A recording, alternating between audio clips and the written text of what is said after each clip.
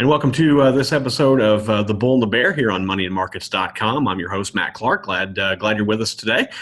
Just a reminder, as we do each and every podcast, you can listen to us on Apple Podcasts, on Google Podcasts, on Spotify. We are also on iHeartRadio, YouTube. Check out our YouTube channel. If you can see a video portion of this. You can see not only my bright shining face, but my guests' bright shining faces, and they all are bright shining faces, by the way.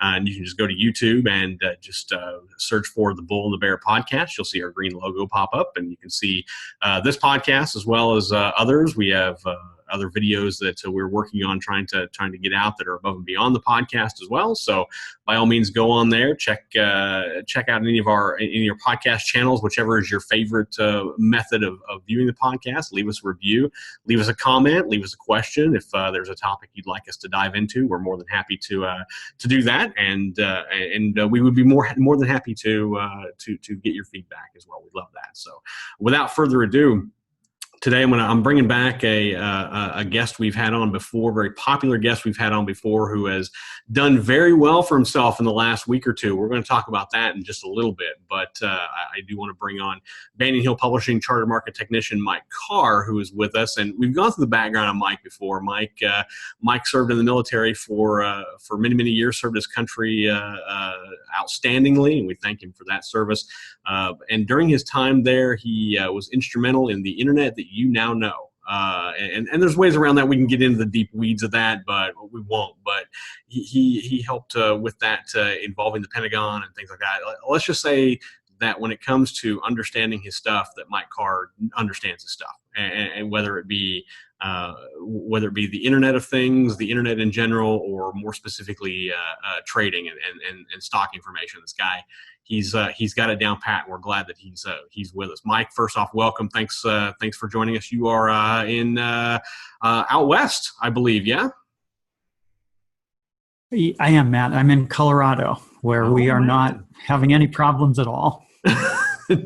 No issues in Colorado, and great scenery. So, thank you for coming on and talking with us today. And today, we talked about options before, and we've talked about how tricky of a business options can seem to be.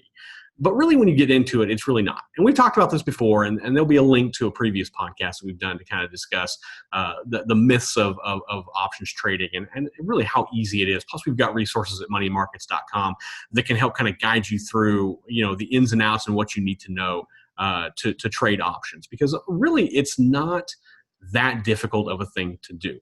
But today, we want to go a little bit deeper than that. And specifically looking at current market conditions, because let's be honest, if you look at just the start of this week, carrying over from last week, the markets remain extremely volatile. We had a massive slide on Monday, followed by a bit of an uptick on Tuesday, followed by a slide.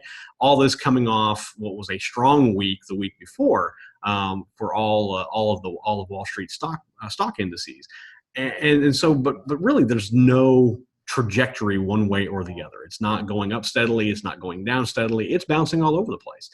And it makes it somewhat difficult if you're a long-term investor, like most are. Let's be honest, there's a very small number of day traders out there that rely on the 24-hour cycle. Most investors are planning for retirement, are investing to leave money for your children or your grandchildren or whatever. You're investing in the long run is what you're doing basically. You're buying and holding. You're not trying to make a day dollar. You're trying to get your gains over the course of years, not over the course of hours. But with the market volatility the way it is, it's very difficult to do that. Because like I said, when the market's up one day, you're doing well. When the market's down the very next day, or even in the same day, it makes it very difficult to try to plan that long-term strategy. And it's okay to be fearful of things because, fear is a natural kind of instinct. It's a natural instinct that we have as humans. It's especially a natural instinct to have as an investor. When the markets go down, immediately that fear kicks in. You start looking at your portfolio on an hourly basis, wondering where's it going. Because when it's up, you're not paying attention. You may look every other day or so and check, saying, "Yeah, I'm up. I'm good. I'm up 10% or I'm up 15% or whatever." But when you're down, you're checking that you're hitting the refresh button on whatever portfolio platform you use on a pretty regular basis, minute by minute, to see just what the losses are. And when you fear losses, then you typically will pull back. You don't want to be aggressive in your strategy because, again, you're fearful of losses. You're fearful that if you're too aggressive, that's going to equal out to aggressive losses, not necessarily aggressive gains. And it makes us conservative as investors. It's a natural thing. There's nothing abnormal about that. But today, I want to bring Mike in and I want to talk about a way that investors can still hang on to that long-term plan. You can still manage that long-term plan even in the midst of market volatility and meet your long-term goals. And there's a way to do it. And I prefaced it by talking about options and more specifically, short-term options. And first off, what I want to do, we've done this before, but just to give a real quick, primer in terms of what options are. There's calls and there's puts, and that's we'll just keep it at that. I mean, there's much more. The tree widens after that in terms of where you can go with options. But Mike, let's discuss a call or a put real briefly. Give me the layman's the Dalmatian version of what a call and a put option is. Now, just the quick thought before we get to that. Options have been around a long time. The very first book written about options was published in 1688, and it was called Confusion of Confusions. So the whole history of options has been confusing to investors. And we're going back now almost 400 years with that painted the picture right there that it was going to be confusing. I mean, just think of the title, Confusion of Confusions. I mean, and that gets the mindset right there that options are difficult.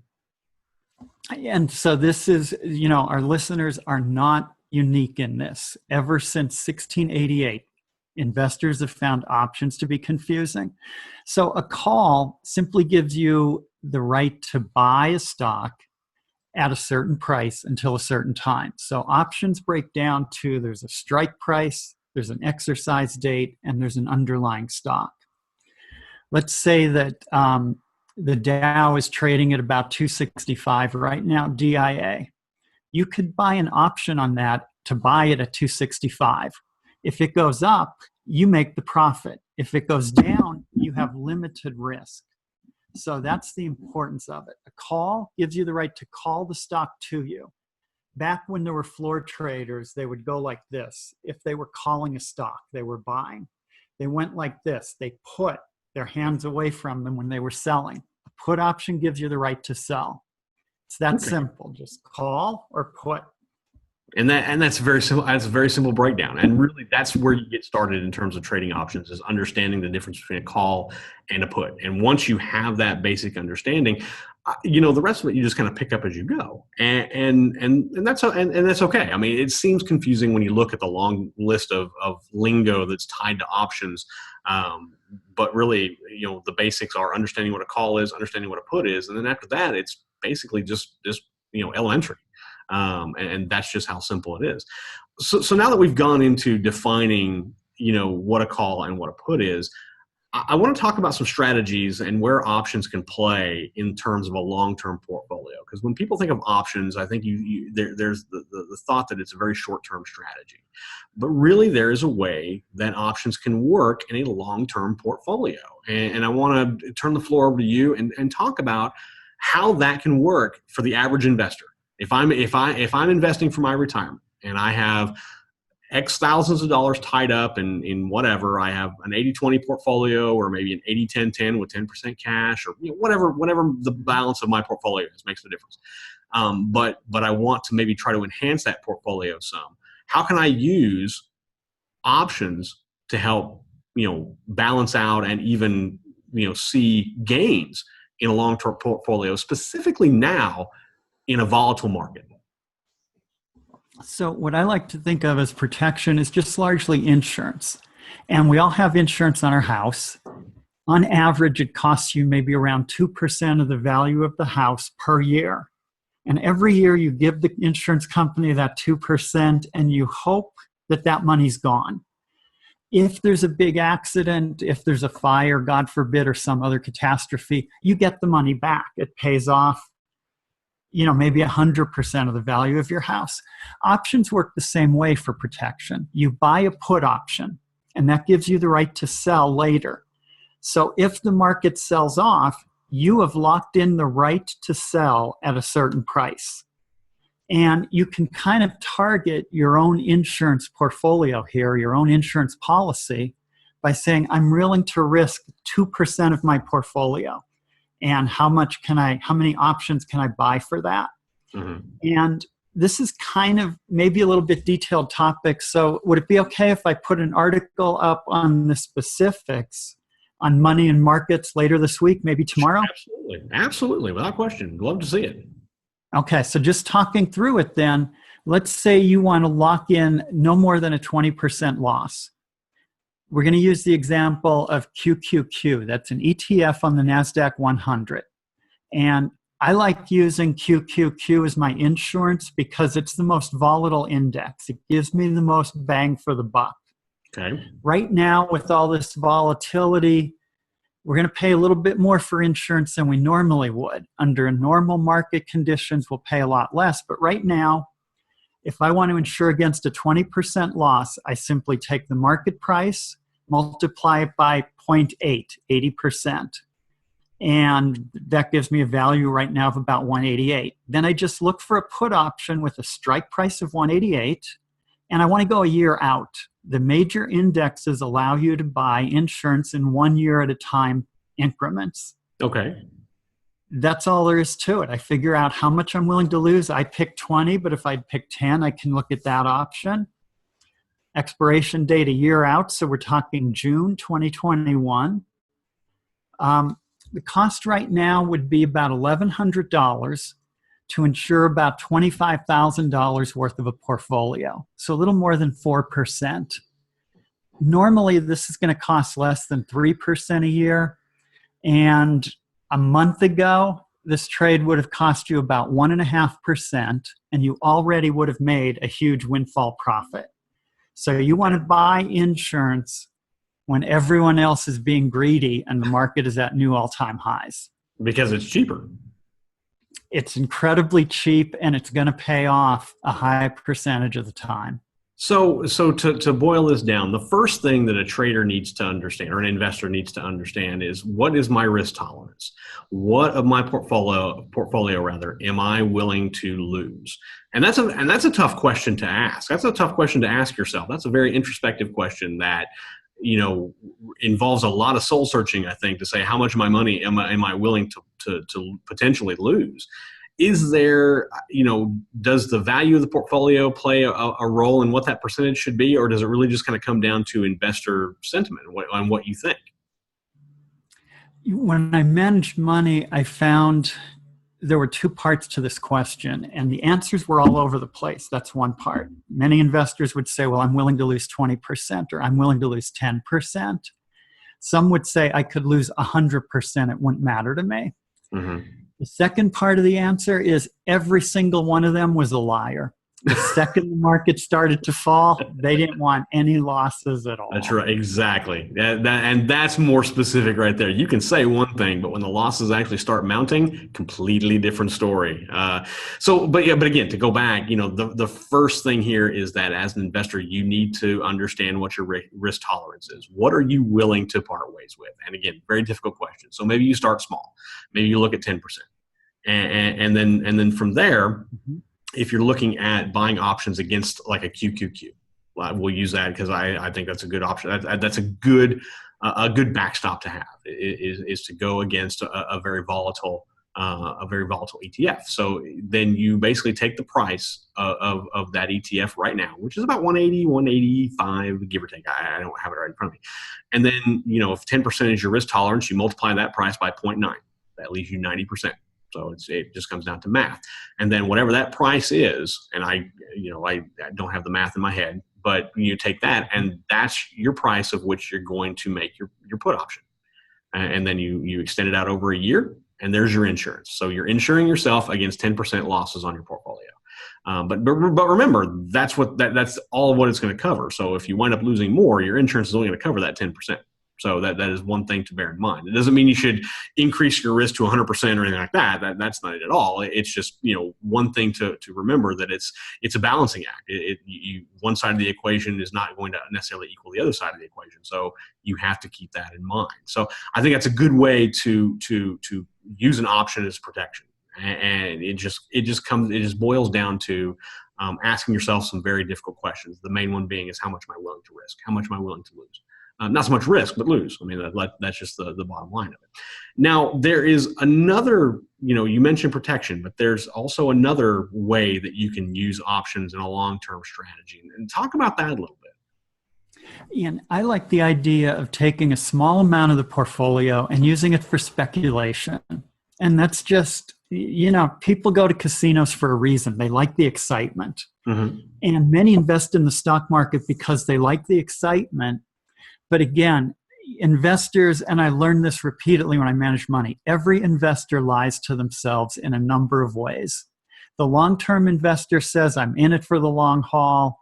I don't even want to look at my account balance. 2 down days, they look at the account balance, they call and say, I don't want any losses. 2 up days, they call and say, how come you're lagging the market by 0.1%? Right. So, they want the best of everything. And speculation lets you do that. Maybe take 10% of your portfolio and dedicate it to short-term options. And rather than just talk about theory, we do have a service called One Trade where we do have an average holding period of 2 days. So it's not day trading, but it's probably as close as you can come to day trading without having to trade every day. Right. Year to date, with a real money account, we donate the profits to a local animal rescue here, so we don't benefit from it. But we're up 85% year to date already. Wow. And that's just trading with a holding period of 2 days. The reason I think that works is because if I asked you what the weather is going to be like tomorrow, you'd look out the window and say it's probably going to be just like today. If I ask you what the weather is going to be like 5 years from now, you'd say, I don't have any idea. Right. That's what we're doing with short-term speculation. We're just assuming that short-term history is more reliable than long-term history. Now, this isn't suitable for 100% of your money, no, but it really does. It can boost returns dramatically. It's only 10%. Is it realistic to double that in the course of a year? It is. And that could add 5 to 10% to your portfolio returns with limited downside risks. Now, when you talk about speculation, that just conjures up all sorts of questions in my head. And the main one being, if I'm looking at speculative, stocks, and if I'm looking at speculative options, I guess as an investor, I would want to know, is there someplace I should be looking, or is it just kind of a choose your own adventure kind of a thing? And there's both opportunities there. You can choose your own adventure. You could buy Tesla or now Nikola or whatever you want, the speculative kind of stocks. Or what I do is I limit it to the Dow. And the Dow's going to go up or down every day. And we're going to have a call or a put option many days to benefit from that. And all you need is a small move with options. If you get a 1% move in the market, your option can double. You can pick up 100% gain on that. And that's equivalent to several percentage points of return on your portfolio. So I call it speculation because, in the Warren Buffett books by Ben Graham, he says you're either investing or speculating. And most of it boils down to speculation. Right. He defined investing as an operation where you use the numbers, you invest for 4 to 8 years, and you die rich. Most of us want something between now and when we die, and speculation can fund those kind of opportunities. Right. But now, whenever you're looking at something, so it really just kind of comes down to preference in terms of maybe a particular company or a sector you want to look at to be speculative in. I think, like you said, you can look at the pure speculative stocks that are traditionally speculative, Tesla being one, or you can look at, an index fund. You can look at, whatever basically. But yeah, that would be my first question. Is there someplace I should be looking? Is there a place where I can? Is there a particular sector or anything like that? Without giving away too many of the one trade secrets that you have. Is there a particular direction I should be looking to find those more speculative stocks to put options on that can maximize a return? Yeah, and I think because options offer leverage, you don't have to look beyond what you know. Let's say you work in the retail sector or the oil sector or the healthcare sector. You're going to be familiar with the ups and downs of your particular sector.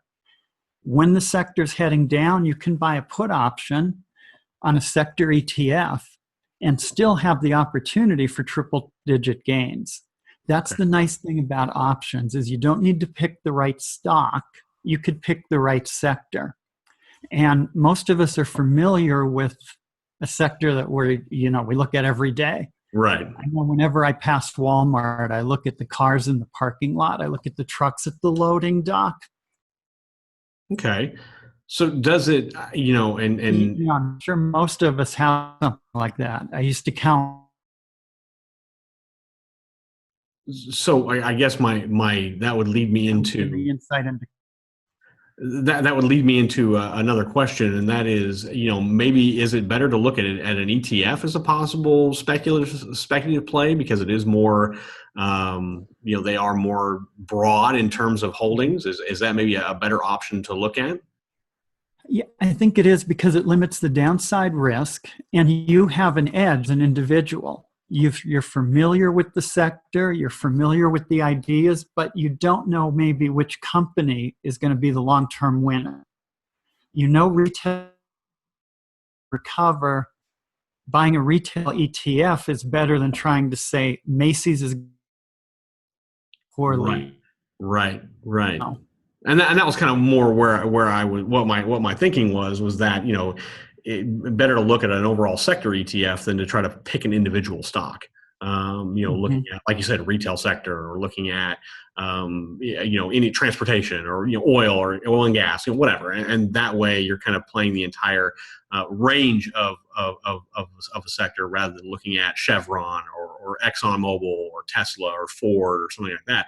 That can, require a little bit more drill down, a little bit more patience. So, I think it's a great idea and something definitely worth looking into. By the way, we mentioned that, and he covered it, but I want to reiterate it. But Mike just put out some more information on his one trade service through Banyan Hill Publishing. And the only thing I will tell you, without getting too deep into it, is that it has knocked it out of the park. It is, it's a great service to look at. Definitely encourage you to do so. You can check him out at banyanhill.com/Mike Carr, and you can find out all the services that he has available. He's got several, and they're all great with and certainly worth checking out. You can also check out Mike's chart of the day every day on moneyandmarkets.com. We certainly thank him for doing that for us as well. Mike, I tell you what, options, like I said at the top, it can be kind of a tricky thing, but it doesn't have to be. It's as difficult as you want to make it. If you go into it with the right mindset, options can actually be a very interesting and very good way to make smart profits over the course of either the short term or the long term. So, Mike, I certainly thank you for your time joining us from Colorado. Enjoy the weather there. I'm sure it's very nice. Not nearly as warm as it probably is here in South Florida, but it's okay. But certainly thank you for coming on here on the Bull and the Bear. Thank you, Matt. You bet. We'll have much more coming up. Next podcast, we'll talk with Charles Sizemore, Adam O'Dell. We got a lot of stuff to go over with them and much more. So again, check us out on Apple Podcasts, Google Podcasts. We're on Spotify, iHeartRadio.